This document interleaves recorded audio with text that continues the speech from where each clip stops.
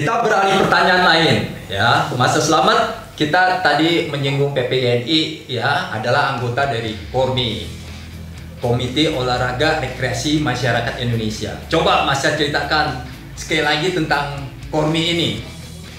Baik, jadi KORMI itu Komite Olahraga Rekreasi Masyarakat Indonesia. Sebelumnya namanya FORMI, sudah dirubah, Federasi Olahraga Rekreasi Masyarakat Indonesia. Dan sebelumnya namanya FOMI. Ya, jadi itu ya sampai akhirnya KORMI. Kenapa sih kita ada undang-undang yang mengaturnya? Jadi kenapa harus komite? Karena yaitu KONI itu berhubungan dengan prestasi.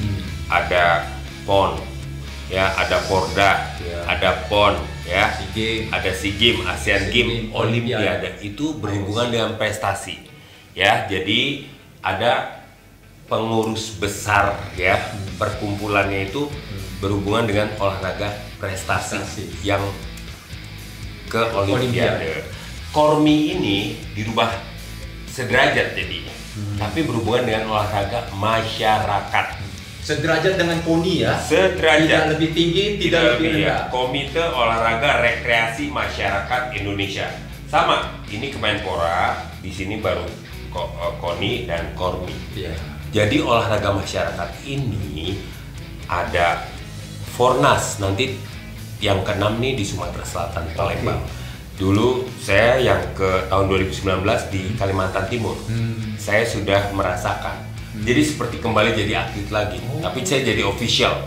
Ya, saya mengajar eksibisi, ya. Banyak murid-murid saya dari Kalimantan Timur datang, ada yang dari Balikpapan, ada yang dari Dumai, ada yang dari semua hadir, kita beryoga bersama. Jadi itu festival dibuka, sama ada upacara pembukaannya juga. Ada kembang api, ada bandnya, ada penari, wah luar biasa. Gubernurnya juga hadir, menterinya juga hadir, Menteri Pemuda dan Olahraga yang saat ini menjabat, ya beliau juga hadir. Saya malah di belakangnya beliau. Jadi saya bersyukur, dan nanti yang ke-6 itu ada di Sumatera Selatan. Gitu. Ya, jadi itu olahraga masyarakat. Jadi saat ini sangat penting. Olahraga prestasi beberapa mati suri juga. Tapi di saat pandemi COVID, olahraga masyarakat, contohnya saya yoga, saya sudah bikin event banyak sekali. Ada pelatihan, ya 50 jam, ya dari Kemenpora dan KORMI. Ada bikin ini Ramadan sehat bersama PPNI dengan Zoom, dengan IG Live, ya. Kemudian ada daily yoga, International Day of Yoga, banyak sekali. Saya bikin semuanya via online, Zoom, IG Live, YouTube, semuanya berjalan lancar. Kita bisa hidup, ya, karena kita bertujuan menyehatkan masyarakat sampai ke tingkat yang paling rendah. Dan bahkan terakhir kita membuat MOU dengan Kemenkes. Kita masuk ke puskesmas. Jadi di situ mulai mengenalkan pentingnya olahraga. Apalagi di masa pandemi ini, kita harus butuh imunitas tubuh yang tinggi. Jadi dengan kita berolahraga, ya, apalagi yoga itu tidak hanya olah fisik, tapi olah napas, olah pikir juga, olah mental. Ya, bersyukur sampai saat ini saya tetap fit dan juga luar biasa ya. PPNI sudah menjadi anggota dari KORMI. Nah, ini berhubungan dengan taekwondo nih. Menurut Mas Selamat, apakah taekwondo bisa menjadi anggota di KORMI? Dan apa saja saran dan pendapat Master supaya taekwondo dapat menjadi anggota yang sukses nanti di KORMI? Baik, jadi kita lihat saat ini kan ada pengurus besar taekwondo Indonesia, PBTI, yang ada di bawah KONI, yang bertujuan untuk meningkatkan olahraga prestasi. PON, SEA Games, ASEAN Games, ya, Porda ya dari yang kecil, ya, kemudian baru sampai ke Olimpiade, ya. Jadi sudah ada kan olahraganya yang Kyorugi, hanya Kyorugi ya sampai Olimpiade. Olimpiade hanya Kyorugi aja. Jadi sebenarnya Kyorugi itu yang sah, yang dilombakan di KONI, yang tujuannya untuk prestasi. Tapi untuk yang tadi yang non Kyoruginya seperti performance, seperti tadi ada pakai alat-alat. Karena saya juga baru tahu ternyata taekwondo kalau saya buka literaturnya ternyata di taekwondo pun banyak ini ya, bisa menggunakan senjata juga dan lain sebagainya. Jadi menurut saya ya silahkan saja, sah-sah saja, tapi mungkin bukan masuk di bawah KONI, tapi di bawah KORMI, Komite Olahraga Rekreasi Masyarakat Indonesia, karena mungkin sifatnya lebih ke masyarakat, seperti kalau di pencaksilat itu lebih ke silat budaya. Ada IPSI, Ikatan Pencaksilat Seluruh Indonesia, itu kompetisi yang dilombakannya. Nah, ada penampilannya. Nah, kalau di silat budayanya menunjukkan performa daripada ini budayanya. Jadi mungkin di taekwondo juga yang tadi silakan saja, mungkin pemecahan atau ya kan bisa mampu berapa bikin rekor, kemudian lompatan yang tertinggi atau bagaimana terserah ya. Penggunaan senjata asal ada tadi pelatihnya sertifikasi, baru programnya, baru ada eventnya, baru nanti ada produk. Itu sih. Jadi semuanya yang penting ada ini silsilahnya. Jadi bukan main asal comot aja. Jadi memang ada kualitas, ada SDM-nya, dan ada ini juga afiliasinya, disetujui juga. Nah, sekarang kalau misalkan ada masuk ke KORMI internasional kemana? Harus ada juga. Harus berinduk ke internasionalnya. Ada master yang di non kirurgi itu kita menuju ke kejuaraan reguler di Hanmadang, Korea. Nah, itu ada pertandingan pemecahan ya, ada tendangan terbanyak, tertinggi, terjauh ya, pukulan terbanyak. Kemudian ada taekwondo performan bergu dengan taekwondo X di sini bilangnya, di sana bilang taekwondo atau taekwondo sejo. Ya, ada kyupa perorangan bergu, itu ada. Nanti kita bisa mengarahkan ke sana ya. Begitu juga untuk performa kita bisa condong ke The American Taekwondo Association. Jadi ada kejuaraan dunianya dan sebagainya. Hari ini Master Slamet Rianto, kita sudah ketahui bahwa hari ini tanggal 29 Juli 2021 Master Slamet bersama pengurus multi lainnya ikut bersama-sama mendirikan Perkumpulan Persatuan Taekwondo Performa Indonesia atau PTPI yang sudah disahkan oleh notaris. Pendapat dan saran Master Slamet untuk PTPI ke depan bagaimana? Baik, kalau kita sudah mempunyai rumah, mari silakan kita mulai dengan menata rumah kita. Mulai dengan fondasinya. Fondasinya itu SK. SK surat keputusan dari Kemenhumkam. Kalau sudah ada SK-nya, mari kita bikin. Ya, rumahnya sudah ada nih. Mari kita tata kepengurusannya. Ya, silakan dibuat siapakah pengurus-pengurusnya yang benar-benar mempunyai visi dan misi yang ke depan sehingga bisa memajukan olahraga yang nanti akan dikembangkan ya. Dan juga ini selalu membuka hati, membuka pikiran gitu ya. Kalau belum apa-apa sudah berkecil hati, ini nggak bakalan itu namanya negatif. Kondisi sekarang kita harus selalu berpikir positif. Kita harus selalu ada spirit, ada semangat ya. Kita memang harus dinamis hidup itu. Tapi ya tadi coba dibentuk ya, harus sudah kuat dibentuk dan mulai bersosialisasi. Kita bisa merangkul ya siapa-siapa yang memang mempunyai kualifikasi, karena kalau kita sudah punya rumah, nanti kita bikin udah ada program, sudah ada pelatihnya ya dibikin, terus muridnya nggak ada bagaimana? Nah, jadi kita butuh pengurus, pembinaan ya pembinaan pengurus tidak hanya di nasional, provinsi silahkan dibentuk, kemudian kabupaten kota, baru bertahap ke kecamatan seperti itu. Jadi silakan ya, mulai perlahan-lahan tapi mulai merangkul ya, mulai membuat ADART-nya itu sudah harus visi misinya dulu. Visi misi, kalau visi misinya sudah jelas, jadi kalau kita mau keluar pintu kita udah tahu tujuan kita. Orang dia udah tahu nih tujuannya begini, oh ya udah oke, saya mau deh gitu ya. semua nanti dibentuk juga kode etik dan lain sebagainya.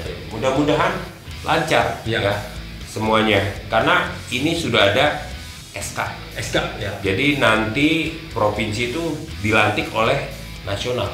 Jadi mulai dari nasional dulu. Harus ada ketua umum dan wakilnya, sekretaris umum atau sekjennya, kemudian ada bendahara umum dan bidang-bidang. Tidak hanya pakai orang, tapi memang benar-benar bisa bekerja. Seperti itu. Ya, bisa mendunia. Ya, bisa berafiliasi. Ya, kalau nggak ada afiliasinya, ya susah, harus mengembangkan dari nol. Tapi bisa aja, buktinya boxer kan bisa tuh. Karena ada sistem, itu contoh yang bagus boxer. Nah, kalau seperti ini afiliasinya harus ada. Saya bikin sekolah yoga, saya ada afiliasinya. Saya bayar tiap dolar, tiap bulan, tiap tahun dolar ke Amerika, ya, ke Yoga Alliance USA. Tapi saya diakui, saya bisa mengajar dimanapun. Gitu. Jadi kita pun kalau mau membuat sesuatu, ya tolong sebelum dimiliki ya harus clear, jelas, seperti itu sih sedikit saran dari saya. Luar biasa ya masukannya dari Master Slamet ya tuh. Sekarang kita pertanyaan yang santai nih, Master. Kira-kira sampai sekarang ini apa sih cita-cita Master yang sampai saat ini masih terus diperjuangkan, baik di taekwondo ataupun di kegiatan yoga atau di PPYNI? Kalau saya sih, mumpung saya masih bisa berkreasi, ya, saya mencoba untuk bisa membuat sesuatu yang bisa memberikan untuk bisa kita berikan dan bermanfaat untuk masyarakat banyak. Contohnya di yoga, ya mungkin saya mau mulai dengan yang tadi, masuk sampai ke puskesmas, orang-orang bisa beryoga, ya kan, tidak hanya di nasional, di provinsi, di kecamatan. Sekarang ya alhamdulillah sudah banyak orang merasakan. Kemarin yang isoman, ya, mereka merasakan manfaat-manfaat dari latihan yoga sebagai healing, pengobatan. Ya, kemudian juga mungkin saya kedepannya bisa yoga itu masuk ke SD, ke TK, ya, yoga for kids, ya. Jadi mereka bisa belajar konsentrasi dan lain sebagainya. Yoga for teenager, ya, remaja, ya, seperti itu. Yoga for senior juga udah ada. Jadi itu yoga untuk prisoner di penjara, ya. Semuanya banyak ya yang bisa kita ini, dan mungkin kita juga bisa bekerja sama. Saya di bidang taekwondo, di bidang yoga ini bisa membuat pelatihan, ya, yoga yang berhubungan dengan, ya, para taekwondo itu. Pelatih taekwondo, ya, bisa latihan-latihannya saya bisa bikin sequence yang untuk para ini, kita bisa mengkombinasikan gerakan taekwondo itu kan gerakan yang grounding, ya, kuda-kudanya, cara memukul. Nanti kita bisa latihan kelenturannya yang berhubungan dengan yoga. Kalau di yoga, di taekwondo kan benar-benar lentur sekali, ya. Kalau di yoga itu lebih ke arah manfaat daripada setiap pose-posenya itu kita bisa detail. Kalau di taekwondo kan yang penting ini latih ini buat memanjangkan otot ini, split, ya kan. Kalau di kita prosesnya, kita harus tahu manfaat dari setiap pose itu, pengobatannya itu sebagai apa aja. Jadi kondisi pandemi ini, ya, bagus sekali berlatih yoga, karena yoga is not only the physical, it's not only put your head on the floor, but is how about, jadi bagaimana kita bisa memunculkan potensi yang ada dalam diri kita, gitu. Kalau di yoga tuh kita ada 7 cakra, 7 roda energi. Cakra ke-1 root cakra, ya, berhubungan dengan bumi, sifatnya grounding, harus buat stability, buat survival. Jadi kalau di taekwondo kuda-kuda tuh, telapak kaki, nah itu harus kuat, dasar. Itu di yoga ada gerakan-gerakan standing. Nah, yang kedua itu sex chakra, ya. Kalau bahasa Sanskertanya Swadhisthana chakra di bawah, di perut bawah, itu berhubungan dengan air elemennya, harus mengalir. Jadi kalau di taekwondo mungkin harus bisa mengalir. Ya, gerakan mengalir itu gerakan yang ini sama, harus melatih ini flexibility.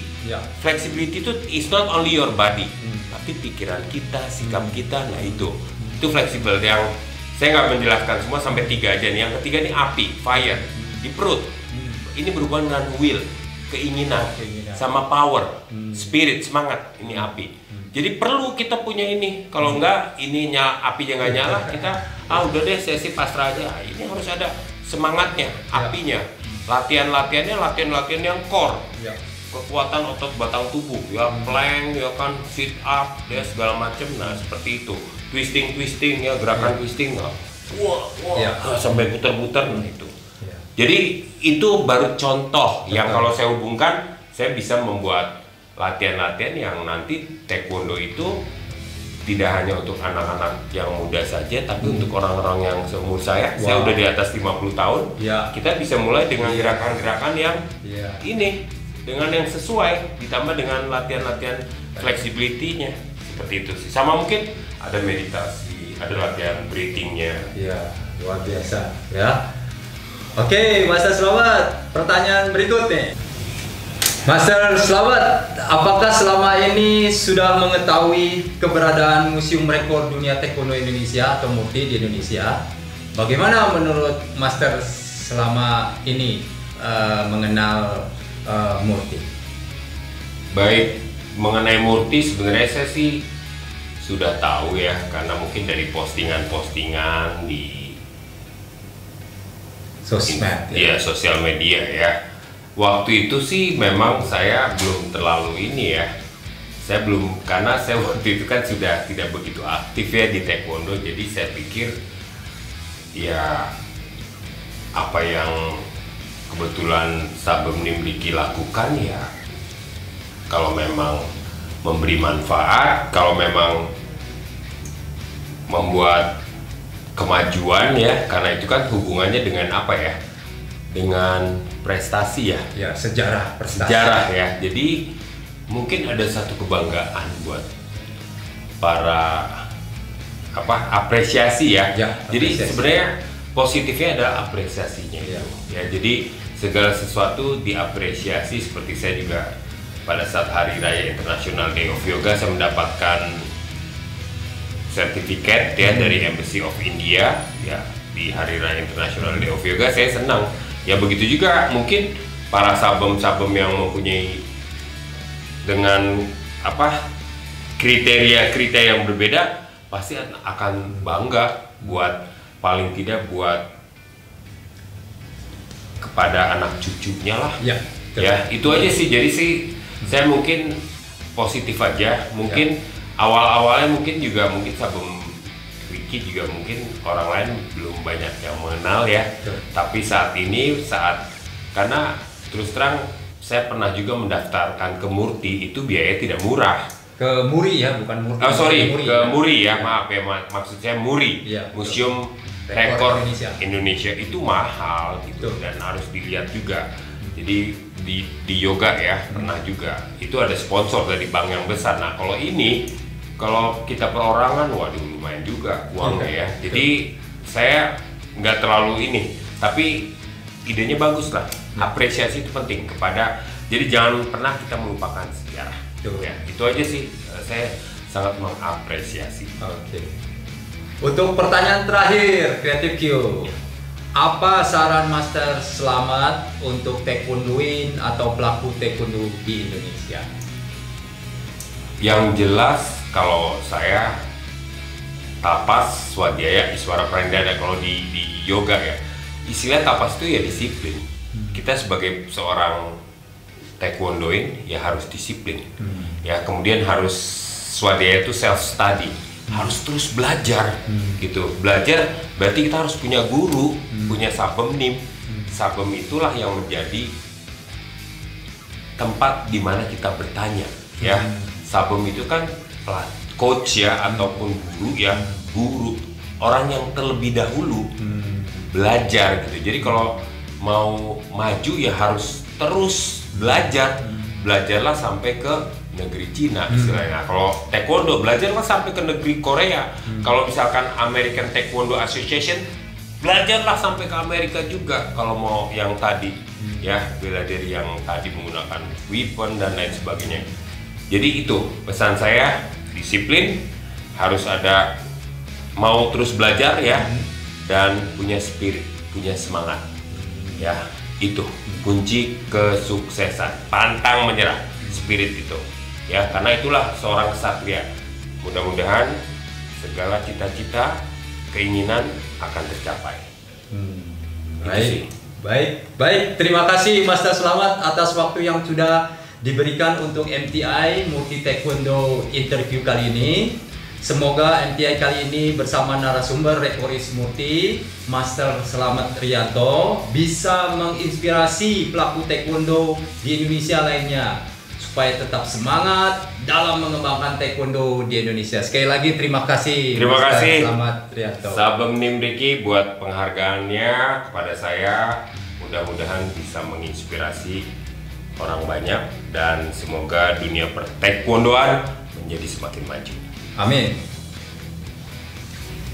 Creative Q, demikianlah Murti Taekwondo interview MTI dengan narasumber Master Taekwondo X dan juga Master Yoga di Indonesia, yaitu Master Slamet Rianto. Saksikan MTI Murti Taekwondo interview dengan pelaku taekwondo di Indonesia dan wawancara MTI dengan Rekoris Murti atau narasumber lainnya hanya di YouTube channel Murti Martial Arts. Jangan lupa tulis komentar yang menarik akan menjadi perhatian Murti, dan jangan lupa subscribe dan juga senggol loncengnya supaya dapat melihat video-video YouTube lainnya tentang sejarah taekwondo, kegiatan taekwondo, dan prestasi rekor dunia taekwondo yang menarik lainnya hanya di YouTube channel Murti Martial Art. Bye bye Creative Q. Ha! Ha!